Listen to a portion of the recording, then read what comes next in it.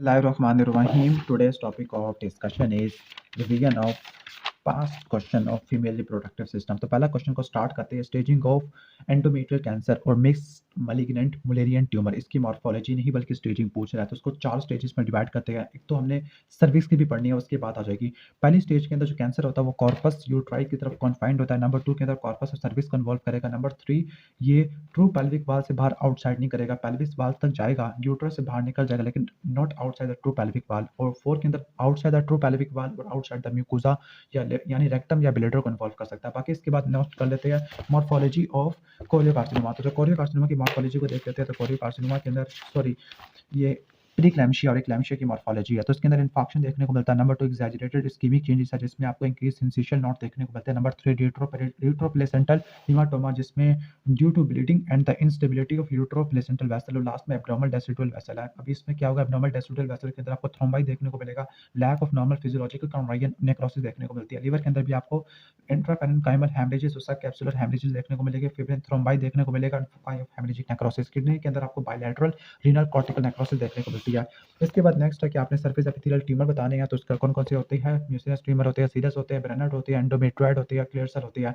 Okay, इसके बाद germ cell के अंदर कौन कौन से होते हैं। टेराटोमा क्या मजे 4 होती है। इमेच्योर सॉलिड सिस्टिक हो जाएगा, मोनोडर्मल या स्पेशलाइज्ड जिसमें स्ट्रोमा ओवराई कार्सिनोइड हो जाएगा, डिसल्मिनोमा योक्साइड ट्यूमर मिक्स मैलिग्नेंट आ जाएगा। मेटास्टैटिक में कोलोन अपेंडिक्स गैस्ट्रिक पैनक्रियाटोबैसिलरी है, इसका निमोनिक भी लिखा हुआ है। ठीक है, इसके बाद morphological pattern of endometrial hyperplasia. तो एंडोमेट्रियल हाइपरप्लेजिया को दो में डिवाइड करते हैं, टिपिकल और एटिपिकल। जो टिपिकल होता है ना, ओके, टिपिकल में क्या होगा, gland to the stroma ratio बढ़ जाएगी। नंबर 2 क्या होगा कि इंटरविनिंग स्ट्रोमा को back to back gland to the intervening stroma देखने को मिलेगा।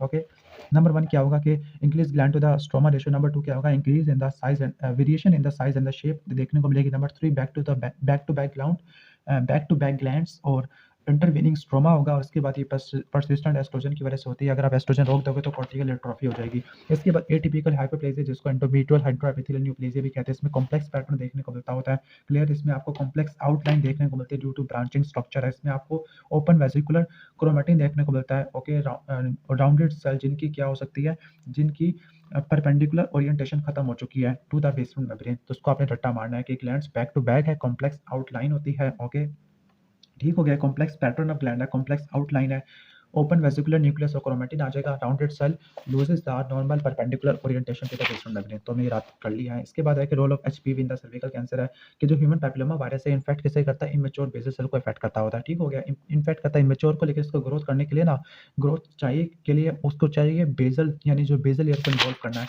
अब इसकी जो पैथोजेनेसिस यहाँ पे लिखी है, सेक्सुअल एक्टिविटी होगी, एचपीवी का एक्सपोजर हो जाएगा। एचपीवी को दो में डिवाइड करेंगे, आगे डिपेंड करेगा इम्यून स्टेटस के ऊपर, जेनेटिक वल्नरेबिलिटी के ऊपर और अदर फैक्टर के ऊपर। इसको दो में डिवाइड करेंगे, लो रिस्क वेरिएंट या high risk variant. Low risk variant episomal infection के जरिए कोंडाइलोमा करवा देगा, जबकि हाई रिस्क वाला क्या करवा देगा, सेल करवा देगा। सेल एच सेल में कन्वर्ट हो जाएगी, इन्वेसिव कार्सिनोमा कन्वर्ट हो जाएगा मेटास्टेसिस के अंदर। ओके, फिर इसके बाद सरफेस एपिथेलियल ट्यूमर ये ऑलरेडी हमारे हो चुका है। इसके बाद एक्लैम्सिया की तरफ आ जाते हैं, प्री एक्लैम्सिया। तो इसमें क्या होगा, inadequate remodelling of spiral artery of uteroplacental vascular bed के जो स्पाइरो आर्टरी होती है ना, उसकी मॉडलिंग नहीं हो पाएगी। उसकी वजह से क्या होगा, insufficient maternal blood flow to the placenta. उसकी वजह से क्या होगा, उसकी वजह से दो चीजें होगी। Number 1 placental hypoxia and the placental dysfunction. Number 2 Altered release of circulating factor जो कि एंजियोजेनेसिस को कंट्रोल करते हैं। इसमें क्या हो जाएगा, एंडोथेलियल डिसफंक्शन हो जाएगा, वैस्कुलर हाइपर एक्टिविटी और इसे एंड ऑर्गन माइक्रोएंजियोपैथी देखने को मिलती है। ओके, अब प्लेसेंटल हाइपोक्सिया और प्लेसेंटल डिसफंक्शन इसको डिवाइड करते हैं कौन करते हैं, PHHE। ओके, पी से क्या होगा, प्लेसेंटल इन्फेक्शन हो जाएगा, एच से हाइपरटेंशन हो जाएगा। ओके, एच से हाइपर कोगुलेबिलिटी और इससे एंड ऑर्गन फेलियर, ये आपको देखने को मिलता है PHHE। ओके, तो इनएडिक्वेट रीमॉडलिंग से आपने स्टार्ट करना है, फिर इनसफिशिएंट मैटरनल ब्लड फ्लो आ जाएगा, प्लेसेंटल हाइपोक्सिया आ जाएगा इस साइड में, जबकि दूसरी तरफ से Altered release of circulating factor, उसमें एंडोथेलियल डिसफंक्शन आ जाएगा, हाइपर रिएक्टिविटी और वेसल आ जाएगी और एंड ऑर्गन माइक्रोएंजियोपैथी देखने को मिलती है। इसके बाद कंप्लीट और पार्शियल मोल का डिफरेंस तैयार कर लेते हैं। कंप्लीट के अंदर क्या होगा, 46 यानी डिप्लॉइड होता है, पार्शियल वाला ट्रिप्लॉइड होता है। अब विलस एडिमा इसमें तमाम इलाई का होगा, इसमें कुछ का होगा। इसमें ट्रोफोब्लास्ट की प्रोलिफरेशन डिफ्यूज और सर्कमफ्रेंशियल होती है, इसमें फोकल और स्लाइड होती है। इसमें एटीपी होगा, इसमें एटीपी नहीं होगा। इसमें बीटा एसटीजी का और सीरम एसटीजी का लेवल बहुत ज्यादा होगा, इसमें रिलेटिवली कम होगा, इसमें 2% चांसेस है कोरियोकार्सिनोमा होने के। इसके बाद एंडोमेट्रियोसिस के साइट्स कौन कौन सी होती है एंडोमेट्रियोसिस की। ओके, तो एंडोमेट्रियोसिस की सबसे ज्यादा पहले ओवरी को आपने याद करना है, फिर इसके बाद यूट्राइन लिगामेंट आ जाएगा, फिर इसके बाद पेल्विक पेरिटोनियम रेक्टोवेजाइनल सेप्टम आ जाएगा, फिर कल्डी साइक आ जाएगा, फिर पेल्विक पेरिटोनियम आ जाएगा, फिर इसके बाद लार्ज जो स्मॉल बोवल आ जाएगा, फिर फाइनली हमारे सर्विक्स वजाइना फैलोपियन ट्यूब और लास्ट में लेप्रोटिक स्कारस। की 3 थ्योरी को आपने याद करना है। इसके अलावा release of proinflammatory and angiogenic factor increase oestrogen and retinoic acid production by the endometriotic stromal cell और लास्ट में क्या आ जाएगा mutation in the tumour suppressor जिसमें KRAS PI K3C आ जाएगा। इसकी मॉर्फोलॉजी की तरफ आ जाते हैं। ग्रोस फिजियोलॉजिकल और प्रीकर्सर लिगेंड है। प्रीकर्सर लिगेंड के अंदर एटीपिकल आ जाएगा। एटीपिकल में एटीपी है विदाउट एनी आर्किटेक्चर और या तो ये आ सकता है कि glandular crowding due to excessive epithelial proliferation है। ओके, अब साइक्लिकल ब्लीडिंग की वजह से आपको क्या देखने को मिलेगा? साइक्लिकल ब्लीडिंग की वजह से red blue to yellow brown आपको नोड्यूल देखने को मिलेंगे या अपीयरेंस देखने को मिलेगी जस्ट बीनीथ द म्यूकोसा और सेरोजल सरफेस होती है। ओके, और इसकी वजह से क्या होगा? ऑर्गेनाइजिंग हेमरेज की वजह से फाइब्रस एडिशन हो जाएगी ट्यूब्यूल्स के दरमियान और ओवरी के दरमियान और उसकी वजह से पाउच डगलस की ओब्लिटरेशन देखने को मिलेगी। ओवरी के अंदर आपको चॉकलेट सीड्स देखने को मिल सकती है। ओके, और हिस्टोलॉजिकल के अंदर ग्लैंड स्ट्रोमा हेमोसिडोन या ओनली स्ट्रोमा या ग्लैंड्स प्लस एंडोसाल्पिंजियोसिस देखने को मिल सकता है। ये तो हो गया, थ्योरी भी ऑलमोस्ट हो गई है। इसके बाद गेस्ट्रिशियल ट्रोफोब्लास्ट डिजीज है। कोरियोकार्सिनोमा की मॉर्फोलॉजी पूछ रहा है। ओके, कोरियोकार्सिनोमा की मॉर्फोलॉजी क्या होती है? आ जाती है कोरियोकार्सिनोमा वाले टॉपिक के अंदर।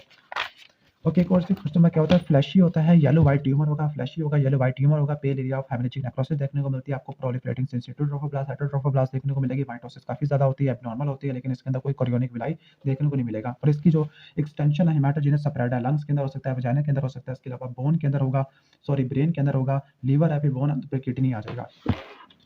ओके, ये भी हो गया तैयार हमारा, ये भी हमने देख लिया है। Okay, carcinoma in situ. अच्छा, इसकी स्टेजिंग को भी आपको मैं दिखा देता हूँ उसकी कार्सिनो सर्विस की। ओके, और सर्विक्स के अंदर क्या होता है? नंबर 1 0 में कार्सिनोमा इन साइटू है। 1 का मतलब है कि cancer confined to the cervix है। 2 का मतलब है कि कैंसर जो हमारा है ना वो सर्विक्स से बाहर निकल गया लेकिन but not to the true pelvic wall. Okay, और स्टेज 3 के अंदर क्या हो गया? ये ट्रू पेल्विक वॉल को इन्वॉल्व करना शुरू कर दिया। इसके अलावा ये लोअर 1/3 को इन्वॉल्व करना शुरू कर दिया। कैंसर 4 के अंदर क्या होगा? Outside the true pelvic wall और इन्वॉल्व द ब्लैडर और रेक्टम, ये आ जाएगा। इसके बाद इसकी स्टेजेस लिखी हुई है, स्टेजेस को आप देख लेना। बाकी इसके रिस्क फैक्टर लिखे हुए हैं। Male partner with multiple sexual partner है, first age of intercourse, young age of first intercourse आ जाएगा, ठीक है। इसके अलावा हाई पैरिटी आ जाएगा, persistent infection with high HPV, genetic alteration आ जाएगा, लो सोशो इकोनॉमिक आ जाएगा, निकोटीन की वजह से, ओरल कॉन्ट्रासेप्टिव की वजह से, एचएलए सब टाइप की वजह से, इम्यूनो सप्रेशन की वजह से देखने को मिल सकता है। वही मल्टीपल सेक्सुअल पार्टनर आ जाएगा या मेल विद मल्टीपल प्रीवियस या करंट सेक्सुअल पार्टनर आ जाएगा। इसके बाद causes of post menopausal uterine bleeding, तो लियोमायोमा, लियोसार्कोमा, हाइपरप्लेजिया। अच्छा, ये मैंने एक्सप्लेन कर दिया है। 1A को आगे मजीद डिवाइड करते हैं। 1A1 और 1A2 है। ओके, 1A1 में क्या होगा? 3 मिलीमीटर से ज़्यादा डीपर नहीं होगी, जबकि इसमें 3 मिलीमीटर से लेकर 5 तक जाएगी, ठीक हो गया। ओके, स्टेज 2 में क्या होगा? Not through the true pelvic wall. Stage 3 में पेल्विक वॉल और लोअर 1/3 वजाइना को इन्वॉल्व करेगा, ठीक है। ये भी तैयार हो गया। इसके बाद लियोमायोमा की तरफ चलते हैं, लियोमायोमा वाले टॉपिक की तरफ। ओके, तो लियोमायोमा में क्या होगा? ये हमारा स्मूथ मसल ट्यूमर होता है यूट्रस का। ओके, MET 12 की म्यूटेशन की वजह से देखने को मिलता है। शार्पली सर्कमस्क्राइब्ड होते हैं। Okay, rounded grey white tumour होता है, sharply circumscribed grey white tumour होते हैं। ओके, मायोमेट्री में होगा तो इंट्राम्यूरल है, अगर जस्ट बिनीथ एंडोमेट्री में तो सब म्यूकोसा, अगर बिनीथ द सेरोसा तो सब सेरोसल आ जाएगा। इसमें आपको होल पैटर्न देखने को मिलता है on the cut section. Okay, बाकी लियोमायोमा में क्या होगा? Bundle of smooth muscle cell होते हैं जो कि रिजेंबल कर रहे होते हैं नॉर्मल को। इसमें क्या होगा? साइजन शेप है, कोई यूनिफॉर्मिटी देखने को मिलती है। ओवल न्यूक्लियस होता है, बाइपोलर सिलेंडर प्रोसेस आपको देखने को मिलते हैं, क्लियर, यानी होल बंडल आपको देखने को मिलेगा। Okay, individual muscle uniform in size and shape है, ओवल न्यूक्लियस और लॉन्ग सिलेंडर, बाइपोलर प्रोसेस होगा, माइटोटिक फिगर काफी ज्यादा होते हैं। और इसके आगे डिफरेंट वेरिएंट होते हैं, like with wizard nucleus, cellular वाला, ओके, इंट्रावीनस वाला जो कि इंट्रावीनस जाएगा, और लास्ट में डिससेमिनेटेड इंट्रापेरिटोनियल वाला। इसका निमोनिक होता है BCID, विजार्ड न्यूक्लियस, ओके, सेलुलर आ जाएगा, इंट्रावीनस आ जाएगा, डिससेमिनेटेड आ जाएगा, क्लियर। ये भी हो गया हमारा। साइट ऑफ इन्वॉल्वमेंट इंट्राम्यूरल, सब म्यूकोसल, सबसे ज्यादा पेडिकुलेटेड और पैरासिटिक, इसको देख लेना आप। बाकी ओवरी के ट्यूमर ऑलरेडी तैयार कर लिए। अच्छा, एडिनोकार्सिनोमा की मॉर्फोलॉजी तो पेप्सी है, psammoma body, okay, anaplastic change with nuclear ATP आ जाएगा, पेपिलरी फॉर्मेशन, स्ट्रैटिफिकेशन और इन्वेजन आ जाएगा। बाकी इंपॉर्टेंस ऑफ CA-125 थे प्रोग्नोसिस के लिए, डायग्नोसिस के लिए, रिकरेंस के लिए और रिस्पांस के लिए इस्तेमाल करते हैं। बाकी साइट्स ऑफ इन्वॉल्वमेंट हो गया, ऑलरेडी मॉर्फोलॉजी एक्सप्लेन कर चुके हैं। होल बंडल होता है, इंडिविजुअल जो मसल सेल होते हैं uniform in size and shape होते हैं, ओवल न्यूक्लियस होता है, long cylinder, bipolar cytoplasmic process होते हैं, माइटोटिक फिगर देखने को मिलती है। ओके, इसके बाद classify ovarian tuber and the pathogenesis ovarian tumour, तो इसका निमोनिक होता है फिंच के, फैमिली हिस्ट्री की वजह से हो सकती है, नलीपैरिटी की वजह से होता है, गोनेडल डिसजेनेसिस की वजह से हो सकते हैं। तो इसकी पैथोजेनेसिस को देखने के लिए आपने क्या करना है? ओके, इस डायग्राम को आपने रट्टा मारना है, ओवेरियन एपिथेलियल ट्यूमर को, सरफेस एपिथेलियल ट्यूमर को, खासतौर पर सीरस वाला। जो सीरस वाला ना, इससे एडिनोमा या एंडोमेट्रियोसिस से निकल सकते हैं। पहले सिस्ट एडिनोमा या एंडोमेट्रियोसिस से क्या बनेगा? बॉर्डरलाइन ट्यूमर बनेगा, और फिर उससे लो ग्रेड सीरस ट्यूमर हो जाएगा। जबकि यहाँ पे फैलोपियन ट्यूब है, फैलोपियन ट्यूब से डायरेक्टली आ सकता है, okay, in Situ ligand in the fallopian tube, या फिर इंक्लूजन सिस्ट से आ सकता है ट्यूमर। ओके, इसके बाद सर्विकल कैंसर कहते हैं सर्विकल कैंसर के ट्यूमर बता दो तो एपिथेलियल और नॉन एपिथेलियल आ जाएगा। एपिथेलियल में बिनाइन स्क्वेमस सेल पैपिलोमा आ जाएगा, मैलिग्नेंट में एडिनोकार्सिनोमा एडिनो स्क्वेमस आ जाएगा, नॉन एपिथेलियल में लियोमायोमा लियोमा सार्कोमा, मैलिग्नेंट में मिसलिनियस में मैलिग्नेंट मिक्स आ जाएंगे। क्लियर। बाकी सीरस ट्यूमर में क्या होगा, सीरस ट्यूमर में आपको क्लियर सीरस फ्लूइड देखने को मिलता है। यहाँ पे क्या होगा, यहाँ पर आपको ग्लाइकोप्रोटीन रिच यानी म्यूसिनस फ्लूइड देखने को मिलता है। यहाँ पर आपको सीलिया देखने को नहीं मिलेगा, यहाँ पे मिलेगा, यहाँ पर आपको सीलिया नहीं देखने को मिलेगा।